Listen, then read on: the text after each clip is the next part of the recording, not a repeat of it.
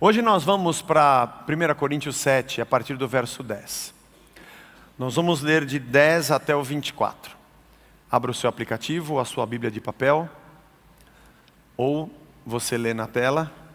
O texto diz assim: Ora, aos casados ordeno não eu, mas o Senhor, que a mulher não se separe do marido. Se porém ela vier a separar-se, que não se case, ou que se reconcilie com o seu marido, e que o marido não se aparte da sua mulher. Aos mais, eu, não o Senhor, digo, eu, não o Senhor. Se algum irmão tem mulher incrédula, e esta consente em morar com ele, não a abandone. E a mulher que tem marido incrédulo, e este consente em viver com ela, não deixe o marido. Porque o marido incrédulo é santificado no convívio da esposa. E a esposa incrédula é santificada no convívio do marido crente. De outra sorte, vossos filhos seriam impuros, porém agora são santos. Mas se o descrente quiser apartar-se, que se aparte. Em tais casos não fica sujeito à servidão nem o irmão nem a irmã. Deus vos tem chamado à paz. Pois como sabes, ó mulher, que salvarás teu marido? Ou como sabes, ó marido, que salvarás a tua mulher? Ande cada um segundo o Senhor lhe tem distribuído, cada um conforme Deus tem chamado. Guarda essa frase, irmão. Cada um permaneça e fica do jeito que Deus chamou. É assim que eu ordeno em todas as igrejas. Foi alguém chamado estando circunciso?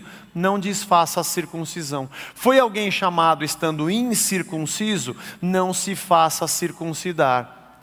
A circuncisão em si não é nada, a incircuncisão também nada é, mas o que vale é guardar as ordenanças de Deus. De novo ele repete: cada um permaneça na vocação que foi chamado. Foste chamado sendo escravo? Não te preocupes com isso. Se ainda podes tornar-te livre, aproveita a oportunidade. Porque o que foi chamado no Senhor sendo escravo é liberto do Senhor. Semelhantemente, o que foi chamado sendo livre é escravo de Cristo. Por preço fostes comprados. Não vos torneis escravos de homens. Irmãos, cada um permaneça diante de Deus naquilo que foi chamado. Ele repete esta ideia 3 vezes e você me pergunta: Zé, o que tem a ver um texto que ele começa a falar de casamento, de divórcio, marido crente, mulher incrédula, depois fala de circuncisão, incircuncisão, ser escravo, ser livre. O que uma coisa tem a ver com a outra? E diz que tem que permanecer naquilo que foi chamado. Vamos entender. Bom, semana passada nós entramos no capítulo 7. Esse trecho nos parece uma resposta de Paulo a uma pergunta. Se você abrir sua Bíblia no capítulo 7 de 1 Coríntios, no capítulo 1, capítulo 7, versículo 1, aí no primeiro versículo, ele vai dizer assim: quanto ao que me escrevestes, lembre da semana passada? É bom que o homem não toque em mulher. Lembra da resposta que ele deu a semana passada? Esse é um trecho que parece que Paulo está respondendo a uma pergunta. Só que a gente não tem a pergunta. A carta que os coríntios escreveram para Paulo a gente não tem, a gente só tem a resposta. A gente imagina que pergunta foi que eles fizeram pela resposta que Paulo deu. E se você se lembra da semana passada, haviam aqueles mais libertinos e aqueles mais ascetas. Os mais liberais e os mais rígidos. E esses ascetas, provavelmente, foram os caras que mandaram a carta para Paulo, porque eles costumavam dizer que homem e mulher casados não deviam ter relação sexual, porque isso atrapalhava a espiritualidade do casal. E é a resposta que a gente tem de Paulo no capítulo 7, lá no comecinho. Ele fala: não, vocês não podem se privar. Tudo bem, passaram por uma batalha, por um tempo vocês vão ficar em oração, mas vocês não podem... Isso não é maldição, não é pecado, isso é uma bênção. Se vocês não tiverem uma relação sexual saudável, vocês podem depois pecar por incontinência. Não façam isso. E Paulo está respondendo essa pergunta porque provavelmente foi essa a pergunta dos ascetas. A respeito disso. E ele continua, nós estamos no mesmo capítulo, a gente está no mesmo assunto. Paulo está respondendo aos ascetas. E nesse caso, a gente tem que entender também o contexto da igreja de Corinto. E por que os ascetas perguntavam isso? Você fala assim, Zé, esse é um texto que fala sobre divórcio e casamento, o que pode e o que não pode? A resposta é sim e não. Sim, fala sobre esse assunto. Mas ele responde a uma pergunta daquela comunidade. E a gente tem que entender o porquê ele está dizendo o que está dizendo. Mas vamos também entender o que o Evangelho faz nas pessoas. Isso é muito importante. Em outro texto, Paulo vai dizer que nós temos o espírito da reconciliação. Porque nós fomos reconciliados com Deus. Quem somos nós? Adão, Eva. Nós dissemos não para Deus. Nós somos aquele povo, humanidade que disse, a gente colhe do fruto e a gente decide que vida que a gente quer ter, e o que é bom e o que é mal a gente decide. Isso chama-se pecado e nós somos gerados num estado de pecado. Somos distanciados de Deus e inimigos, éramos inimigos dele. Em Colossenses, Paulo diz que o sangue de Jesus desfez a inimizade. O Deus que nós conhecemos é um Deus de graça e de misericórdia. E um dia caiu a nossa ficha e nós dissemos, somos pecadores, estamos afastados de Deus. Eu sou inimigo de Deus e eu cometo ofensas, mas Ele me ama, Ele morreu por mim. E aí então eu entendo e me arrependo, e o que eu encontro? Graça, misericórdia, perdão. O Deus que diz, vem, senta na minha mesa, você agora é meu filho, e o sangue do meu filho cobre o teu pecado. A morte que deveria estar sobre você, eu tomei sobre mim mesmo. E eu falo, meu Deus, mas por que o Senhor fez isso? Eu não consigo entender o tamanho do teu amor e o tamanho da tua graça. Porque Ele nos reconciliou consigo mesmo. E porque nós fomos reconciliados com Deus, e o Senhor da reconciliação habita em nós, nós temos o ministério da reconciliação. Nós somos gente que reconcilia. Gente que foi reconciliada com Deus e sabe como é doloroso estar afastado e Deus nos chamar para perto. Como é doloroso termos uma dívida e Deus ter pago. Como é doloroso estarmos sós na morte e no pecado e Ele se tornar Emanuel e nos abraçar. Como é importante ter encontrado graça e misericórdia. Agora, nós temos um ministério da reconciliação. Por isso a maneira que eu trato quem está do meu lado é diferente. E eu penso assim, não, eu que sou alguém que sei o que é pecar e está longe, entendo como essa pessoa está sofrendo.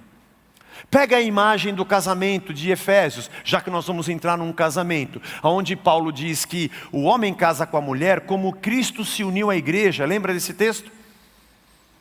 Ele é o noivo e a igreja é a noiva. Essa noiva somos nós, a igreja, os pecadores. Gente que tomou do fruto, gente que virou as costas para Deus, gente que é inimigo de Deus e Ele se entrega por nós. E Ele casa com essa noiva. Ele que é puro, Deus, santo, perfeito, se une a nós, pecadores, impuros. Você poderia pensar assim, Jesus não podia fazer isso. Ele não deveria ter feito isso. Porque alguém que é santo e puro não pode se juntar com alguém que é impuro. Senão a impureza vai passar para ele. Ao contrário, não é Cristo que se torna impuro por se unir com a noiva que é impura. É a noiva que é santificada pela pureza de Cristo. Essa ideia que a gente carrega de que nós que somos crentes temos que ficar dentro de uma bolha. Eu não vou lá porque lá tem pecador, eu não passo naquele lugar porque aquele lugar tem um lugar impuro, eu não converso com aquela pessoa, que vão pensar de eu estar com aquela pessoa, vão pensar que eu sou um pecador e eu não... Acorda, você é luz e sal, é lá mesmo que você tem que estar. Eu estou preocupado porque essa impureza pode passar para mim. É o evangelho do reino que está em você que tem que levar a luz aonde há trevas. Isso é reino de Deus. Esse é o evangelho de Cristo. Temos o ministério da reconciliação. E a gente sai daqui daqui a pouco, e onde nós estamos? No meio do todo, dessa cidade maluca. com todos os pecados. E aqui entre nós também cometemos vários deles. E sabemos que temos um Deus de reconciliação e perdão, e é por isso que sabemos nos relacionar com quem está fora. Isso é muito importante compreender, para entender por que Paulo escreveu do jeito que ele escreveu. E nesse texto, quando ele entra e fala sobre casamento, divórcio, cônjuge convertido e outro que é incrédulo, escravidão e liberdade, circuncisão e incircuncisão, ele tem um fio de raciocínio que é o mesmo para todos os casos, e é isso que a gente vai entender. Os ascetas diziam, como nós vimos semana passada, que a relação sexual não devia ser feita nem entre um casal, porque isso poderia atrapalhar a espiritualidade. E Paulo, semana passada lemos isso, diz: para, não tem nada a ver com o que vocês estão fazendo. Isso é uma dádiva de Deus para o casal. Mas eles também diziam o seguinte: você se converteu agora, mas a sua mulher não se converteu, viu? Ela vai te atrapalhar a espiritualidade, separa dela. Você, mulher, se converteu, teu marido ainda é incrédulo, hein? Isso aí vai atrapalhar a sua relação com Deus, é bom você se separar dele. E vamos entender também que a gente está num cenário da vida, da cultura greco-romana, mas no Império Romano, onde o divórcio já era feito em duas partes. Para o judeu, só o homem poderia separar da mulher, a mulher não poderia ter escolha. Já em Roma, as cartas de divórcio tinham a participação de ambos. Tem até um papiro de 72 depois de Cristo, em aramaico, dessa época, em que dizia que a mulher estava livre a partir daquele momento. Vamos começar a entender o que Paulo diz nesse texto? Vamos voltar para ele, depois dessa abertura, e vamos entender o que ele está dizendo para a igreja de Corinto. Vamos lá, de novo. Versículo 10 e versículo 11. Com certeza Paulo está dizendo aqui para dois irmãos que são cristãos. Ora, aos casados ordeno, não eu, mas o Senhor, que a mulher não se separe do marido. Aqui vale a pena um detalhe. Paulo está respondendo a uma carta, ele está respondendo a um pedido e algumas perguntas feitas pela igreja de Corinto. Nós não sabemos as perguntas, nós só temos a resposta. Eu li um exegeta que propõe a tradução de que a mulher não deveria ter se separado do marido. É muito complexo.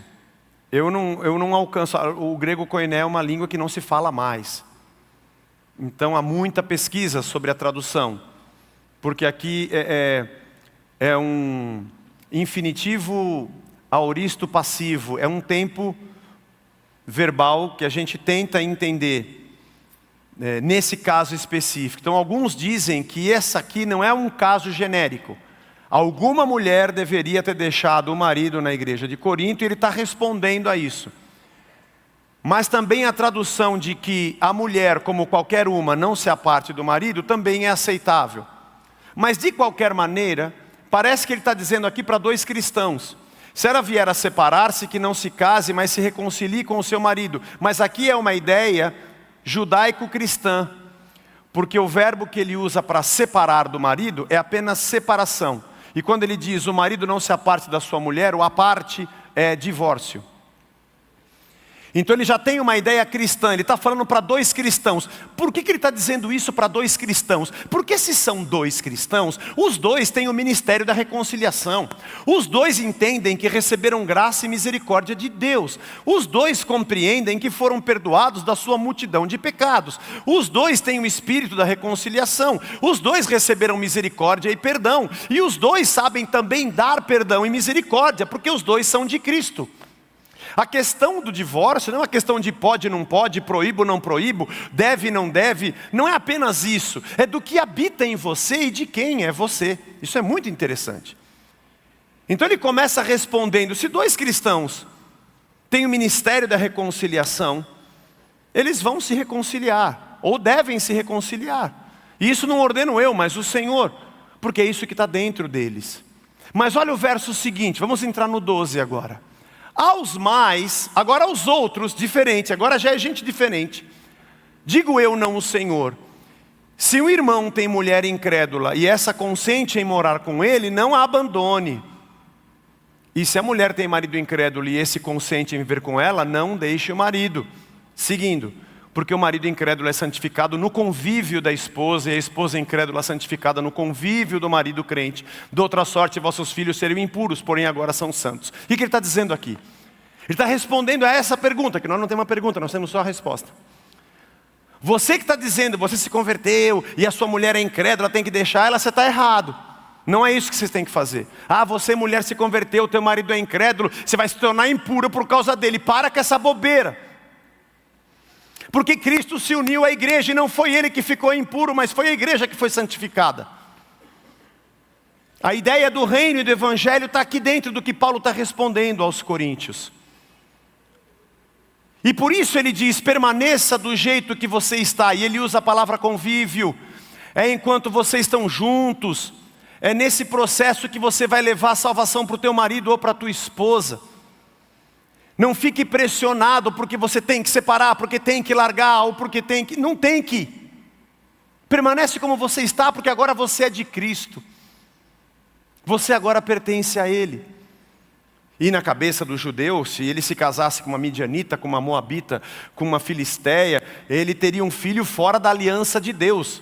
Por isso ele não seria bendito. E Paulo diz, se fosse desse jeito, e você agora fosse cristão e o seu esposo não, os filhos de vocês nasceriam então malditos. Para, não é nada disso. A união está em Cristo. E todos vocês estão debaixo da graça e do amor de Cristo. Ele está dando uma resposta para uma pergunta de gente que estava fazendo pressão dentro da igreja. De como tem que ficar, de que tem que separar, que tem que largar, ou que não deve ter a relação sexual com a sua própria esposa, ainda mais se ela não é convertida ainda. Uma pressão interna, religiosa dentro da igreja. Por isso ele dá uma resposta como essa, que volto a dizer, a gente não tem a pergunta, a gente só tem a resposta. E a gente compreende o porquê ele responde isso pelo cenário de Corinto. Vamos seguir o texto. Se o descrente quiser apartar-se, que se aparte. Em tais casos não fica sujeito à servidão, nem o irmão, nem a irmã. Deus vos tem chamado à paz. Olha que interessante. Assim como uma carta de divórcio lavrada no Império Romano dizia, você agora está livre. Paulo diz, fica como você está, não importa que ela não se converteu, não importa que ele não se converteu. No convívio, ele vai ter o conhecimento do reino através de você. Agora, se aquele que é incrédulo quer se apartar, que se aparte, mas você agora está livre. Me parece que faz muito sentido o que Paulo diz, já que isso fazia parte da cultura e das leis da época. Você não vai ficar escravo disso agora, porque foi o incrédulo que quis se apartar. É muito interessante quando você vê Jesus dizendo, teu irmão pecou contra você, fala com ele. Ele não te ouviu, chama 2 testemunhas e fala com ele. Ele não quis ouvir, leve para a igreja. Se ele não quis ouvir, trate como incrédulo. Trate como uma pessoa que não tem Deus. Está lá em Mateus. É interessante esse texto porque eu posso dizer a você que por muitas vezes eu já vi gente que, mesmo tendo Cristo, mesmo sendo do Senhor, age como se não fosse. Age como se dentro dele não houvesse o verbo, como se dentro dele não houvesse a direção do Espírito Santo. E você encontra pessoas que dizem, eu estou lutando pelo meu casamento, estou lutando pelo meu lar, mas o fulano ou a fulana não quer mais. Lendo esse texto eu entendo e digo para você, você está livre, meu irmão. Segue a sua vida. Não foi culpa sua. Partiu do outro lado. Não se sinta pressionado. Não se sinta amassado por uma religião ou por um movimento ascético dizendo o que você tem que fazer ou o que você tem que ser. Por que eu estou dizendo isso? Porque o texto segue. E parece que ele muda completamente de assunto. Vamos para o versículo número 17. Ande cada um segundo Deus tem distribuído, cada um conforme o que Deus tem chamado. Foi alguém chamado circunciso? Era o corte da pele do prepúcio de todo judeu. Não desfaça a circuncisão. Eu li um comentarista que disse que naquela época havia sim uma espécie de cirurgia que desfazia a circuncisão. Eu não fui pesquisar muitos detalhes porque não tinha anestesia naquela época e não me interessa saber como é que eles faziam a descircuncisão. Mas havia. Diz que havia. Foi alguém chamado estando incircunciso? Não vá correndo se circuncidar. E olha o que ele fala no próximo verso. A circuncisão em si não é nada e a incircuncisão também não é nada. Mas o que vale é guardar as ordenanças de Deus. Veja que Paulo está falando o mesmo assunto. Do divórcio, Zé, o mesmo assunto. Tem gente te pressionando. A tua mulher é incrédula, larga dela. Ou o teu marido é incrédulo, larga dele. Olha que isso aqui é impuro, não pode unir. O mesmo assunto vem agora. Gente que pressiona dizendo, você não é circunciso, tem que circuncidar. Ou, você agora é cristão, tem que desfazer a circuncisão. Parece que o mundo, a realidade de Corinto, não era tão diferente da realidade que a gente vive hoje. De uma sociedade que tem a sua filosofia da época e que sempre nos pressiona, seja dentro ou seja fora da igreja. Olha o próximo assunto que ele trata nesse trecho. Vai lá, segue o texto. Você foi chamado sendo escravo? Não fique preocupado com isso. Porque no Império Romano havia um movimento de ascensão, de desejo de ascensão muito grande entre os escravos. Há um detalhe interessante, a população no Império Romano era feita de 3 partes. E era mais ou menos 1/3, 1/3 e 1/3. Cidadãos comuns, livres, fossem eles políticos, militares ou não. 1/3 de escravos que foram libertos e um outro terço de escravos que ainda era escravo. E essa coisa de que eu tenho que sair da escravidão, eu tenho que parar de ser escravo, eu tenho que ser livre, era um desejo que havia dentro deles. Mas me parece nesse texto, já que a gente não tem a pergunta, só tem a resposta, me parece que isso aqui era uma pressão. Você tem que ser livre porque agora você é de Cristo. E Paulo diz, pera, você foi chamado para Cristo, você conheceu a Cristo sendo escravo, não te preocupe com isso. Relaxa. Se você puder se tornar livre, está lá o versículo 21, aproveita a oportunidade, mas fica tranquilo, você é de Cristo. Em Cristo você é livre, porque o que foi chamado no Senhor sendo escravo, é liberto do Senhor. Tua liberdade é Cristo. Calma, vai devagar. Semelhantemente o que foi chamado sendo livre. Você é livre, mas não se esqueça que você é um servo de Deus, você é escravo de Cristo. Não é diferente dos nossos dias, irmãos. Isso acontece com você também. Você está lá no seu trabalho, tomando um cafezinho, né? Aí você pega o telefone, quanto é que ficou o orçamento do meu carro? Nossa, mas que caro, meu. Custa tudo isso, é mesmo? A embreagem não, a homocinética? Mas meu carro é 2003, meu. Tudo tão caro assim. Ah, tá bom. Vai, manda fazer. Aí, o crente do seu lado. Você tem um carro 2003? Você tem que prosperar, meu irmão. Isso é maldição na sua vida. Na sua igreja não te ensinaram isso, não? É vitória, vitória, vitória, vitória, vitória, vitória. Tanto é que eu vou mudar para o Espírito Santo, que a capital chama Vitória. Eu vou para lá. E fica te apurrinhando. Você é empregado, você tem que ser patrão. Você não pode ser escravo, você tem que estar acima e não embaixo, porque você é cabeça e não cauda. Pressão para você ser alguma coisa que você não é. E o mundo é assim. O cara é patrão, eu não aguento mais, meu. É imposto, é funcionário indo na justiça do trabalho contra mim, eu quero fechar minha empresa, quero voltar a ser empregado. Aí eu tenho um salário no fim do mês, está tudo certo. Porque o que é casado quer separar, o que é separado quer casar, o que é viúvo quer alguém, o que é solteiro também. Mas está namorando, eu preciso ficar noivo para ter uma segurança. Fica noivo, eu quero casar para ter uma segurança. Quando casa, estou com ciúme, ele está com outra. Porque a gente não se aguenta. Porque nós temos um peso sobre nós do tem que ir. Você tem que ir. Porque sempre a minha felicidade está com outro alguém, em um outro lugar, numa outra situação. E nós somos pressionados.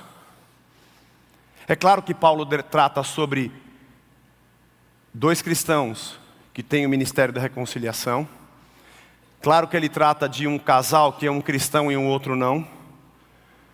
Mas o fato dele tratar da incircuncisão e da circuncisão, da escravidão e da liberdade no mesmo trecho, usando a mesma frase, cada um permaneça naquilo que foi chamado, é porque Paulo está pondo a mão no pino que tem em cima da cabeça dos coríntios e puxando o pino da panela de pressão. para dar uma arrefecida. Porque nós temos um erro na concepção da nossa identidade. Quem é você? Se eu perguntar aqui, ô irmão, quem é você? Eu sou o João. Ô João Lugar, me fala aí, quem é você? Queria te conhecer, quem é você? Aí você vai falar assim, eu sou paulista. Não, paulista não é você, paulista é lugar, São Paulo é o lugar que você nasceu. Não, eu sou brasileiro, também brasileiro é a sua identidade, você nasceu nesse território. Mas não fala quem é você, só fala onde você nasceu. Não, eu sou professor. Professor é a sua profissão, isso é o que você faz. Eu estou perguntando quem é você. Não, eu sou casado. Não, esse é o seu estado civil, se você é casado. Você não respondeu ainda quem é você. Eu sou pai, tenho 3 filhos. Esse é quem você gerou, mas não me fala quem é você. Eu voto, sei lá, minha preferência é mais de centro-esquerda. Sei, essa é a sua ideologia política, mas quem é você? De fim de semana eu gosto de jogar futebol. Tá, esse é o seu hobby, eu quero saber quem é você. Já percebeu isso? Nós não sabemos quem nós somos. Quando alguém pergunta quem a gente fica falando o que a gente faz. Porque nós temos uma identidade funcional. E eu fico olhando tudo o que você faz e tento descobrir quem você é pelo que você faz. Porque nós achamos que o que eu faço determina o que eu sou. Está errado. É por isso que tem tanta pressão. Faça aquilo, vá para tal lugar, deixe isso, compre aquilo, viaja para tal lugar, porque o que você faz determina quem você é. E a gente fica sendo pressionado e Paulo vai dizer, calma, vocês foram comprados e agora vocês são de Cristo. Não é o que você é, aliás, não é o que você faz que determina quem você é o contrário. Quem você é determina o que você faz. Obviamente que numa entrevista de trabalho, quando alguém pergunta quem você é essas coisas que você vai responder mesmo. Mas o dia que você sentar no cafezinho da empresa e alguém olhar no teu olho e falar assim, por que você é generoso como você é? Por que você sempre me ajuda como você ajuda? Essa paz que você tem, quem é você? A tua resposta vai ser outra. Você não vai responder com o que você faz. Você vai dizer, eu sou uma pessoa que descobri que era um pecador, e sou um pecador ainda. Distante de Deus, inimigo da cruz de Cristo. Que descobri que precisava dele, e me arrependi. E aí então ele me perdoou. Escreveu meu nome lá no livro da vida. Passou a habitar dentro de mim pelo seu Espírito, o Verbo, a palavra viva. E Ele está me moldando na imagem dEle. Então eu sou, na verdade, cada dia transformado no que Ele é. Então o jeito que eu penso, minha justiça, meu amor, minha generosidade, a prática das minhas obras, a educação dos meus filhos, a maneira como eu desempenho o meu papel na sociedade, como eu trabalho, a minha honestidade, o jeito que eu sou, é do jeito que é porque eu sou quem eu sou. Alguém nascido de Deus. É isso que eu sou. O que eu faço é uma consequência do que eu sou.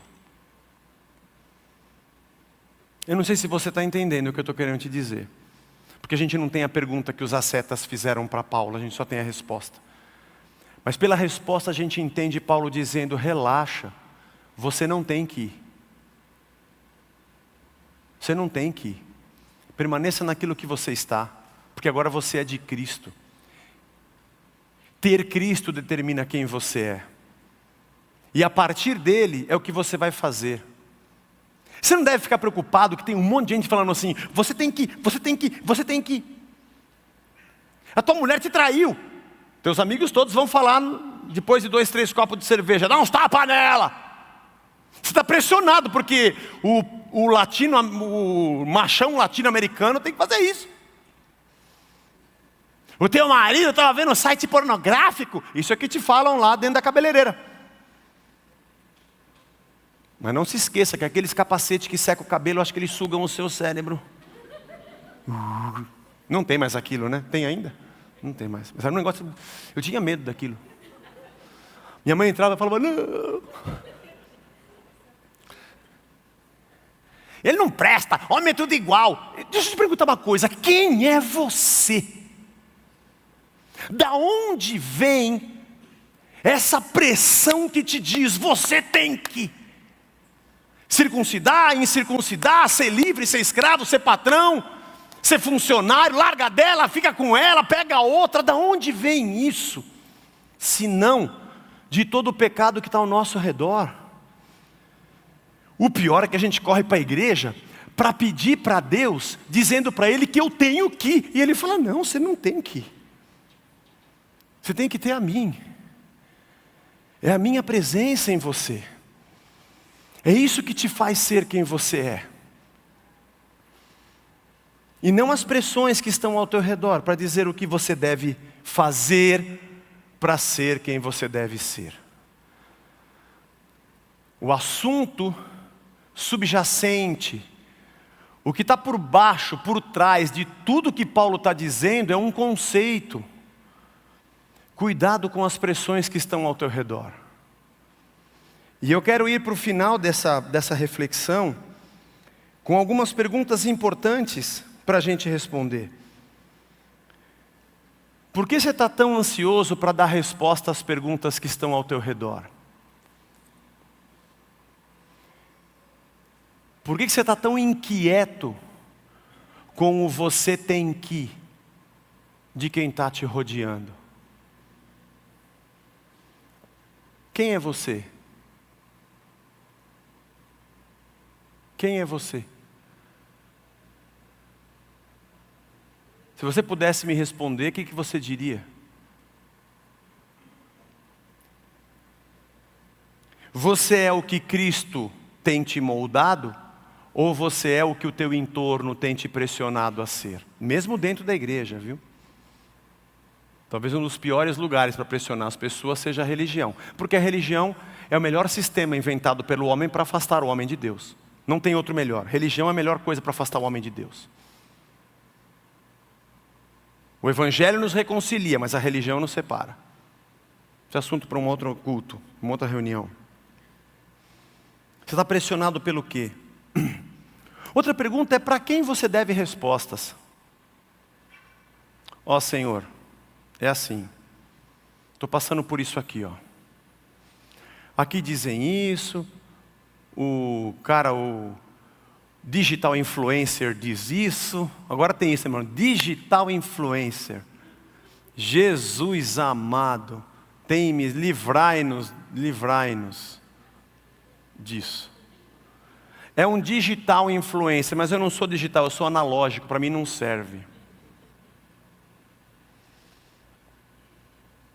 O fulano diz isso, não sei o que diz isso, mas é o seguinte, Senhor, a tua palavra diz isso. E o teu Espírito habita em mim, e como um homem espiritual, está lá no primeiro capítulo de 2 Coríntios, eu confiro as coisas espirituais como espirituais, e eu sei, isso aqui é teu. Não importa o que dizem, eu vou seguir no Senhor. Você dá resposta para quem? A quem você deve explicações? E talvez não tenha ninguém te pressionando. É que você quer aparentar alguma coisa para a sociedade que você acha que se você fizer, você vai ser. Você não é o que você faz. Uma outra pergunta que eu queria te fazer é se você acha mesmo que a tua vida vai mudar toda porque você vai arrumar outra pessoa? Você acha mesmo que o fato de você ter uma relação sexual com uma outra pessoa é isso que falta para mudar a sua vida? Você acha mesmo que se você chutar alguém e falar para os outros, chutei, é isso que vai mudar a sua vida? É isso mesmo. Toda a tua existência, toda a razão e a lógica do teu ser, está ligado a isso mesmo. Você acha que o teu problema é esse? É você ser patrão ou empregada? Se você prospera ou não prospera? É isso que falta para te fazer um ser completo. Ou circuncisão, incircuncisão, se você é mais consagrado, se você tem mais ministério, se você tem mais dom, se você ora mais. É isso mesmo. É isso mesmo que você acha para tua vida? Você está louco. O que você bebeu? O chá do Santo Daime? O que você fumou, irmão? Você está louco? Em Cristo, nele nós somos uma nova criatura. E a partir dele, pelo seu Espírito, pela sua palavra, somos moldados na imagem dele. E quando eu olho para ele, eu digo, é isso que eu sou. Ainda não sou, mas é para lá que eu vou. Para onde tenha sol, é para lá que eu vou. Como diz a canção evangélica. Deveria ser evangélica. Você está na mão de quem? Você está na mão de quem? Você acha mesmo que o teu problema é onde você está? Não tem nenhum problema você pintar o cabelo. Muito legal. Só não fique pensando que você vai mudar o cabelo e seu marido vai se apaixonar por você. Você acha que é isso que vai mudar? Não tem nenhum problema você colocar o nariz no lugar. Eu descobri que não é meu nariz que é torto. Eu é que sou torto, o nariz está reto. Você pode fazer, não tem problema nenhum. Ah, é proibido de fazer plástica? Relaxa, pode fazer. Alguns homens falam, pô, homem pode fazer? A gente diz, faz rápido, que a gente aqui não está aguentando. Então, não tem nenhum problema você fazer. O problema é você achar que se você fizer, o teu marido vai deixar a amante. Vai ficar com você porque o teu nariz ficou no lugar ou porque a sua bunda ficou mais arrebitada. Você não é o que você faz. Você é o que Cristo te transformou. A tua identidade está nele. Cuidado. Você está ficando louco. Você está pressionado por isso. Você está pressionado por causa do dinheiro. Por causa de rituais religiosos. Por causa de prosperidade. Você quer dar o testemunho para mostrar para todo mundo que você tem, que você alcançou. Porque você acha que isso vai te fazer melhor. A mediocridade da porcaria do dinheiro.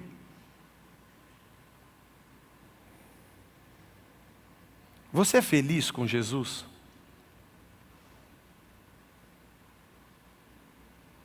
Tipo assim, conheci Cristo. Minha vida resolveu. Tem maremoto, terremoto, mas agora eu tenho paz, eu tenho Cristo. Isso acontece com você? Comigo? Ou você acha, agora eu tenho grana, agora eu tenho paz. Ou agora arrumei uma menininha nova, agora eu tenho paz. Putz, agora eu fui promovido, agora eu tenho paz. Ou, agora eu tenho Cristo, agora eu entendo a vida. Quem é você? Por que você está tão inquieto e tão ansioso? Cada um permaneça naquilo que foi chamado. Não tem nenhum erro de você orar e falar, mas Senhor,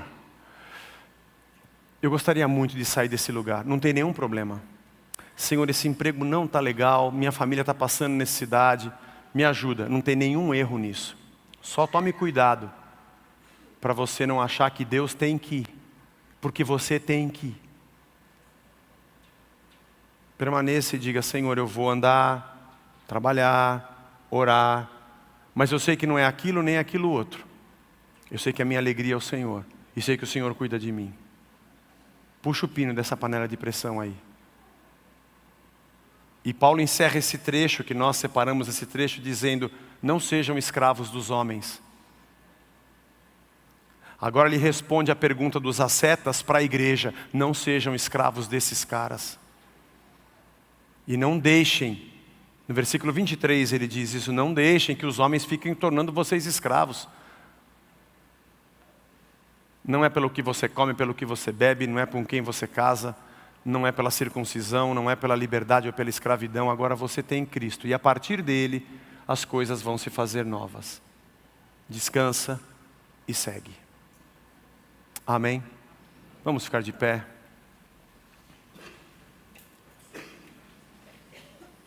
Senhor Jesus, nós te agradecemos pela bênção da Tua palavra, da Tua salvação, por Tua obra em nós. Nós te agradecemos pela Tua misericórdia e pela Tua graça. Nós te agradecemos pela reconciliação, porque o Senhor nos chamou para si. E porque o Senhor nos perdoou e nos chamou para si, nós também temos o ministério da reconciliação. Porque o Senhor, que é puro, não nos rejeitou, mas se uniu à tua igreja, que é pecadora e impura, que nós também não façamos distinção de pessoas.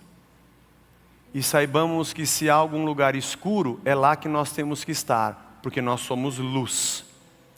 Se há algum lugar com risco de apodrecimento, é lá que a gente tem que estar, porque a gente é sal.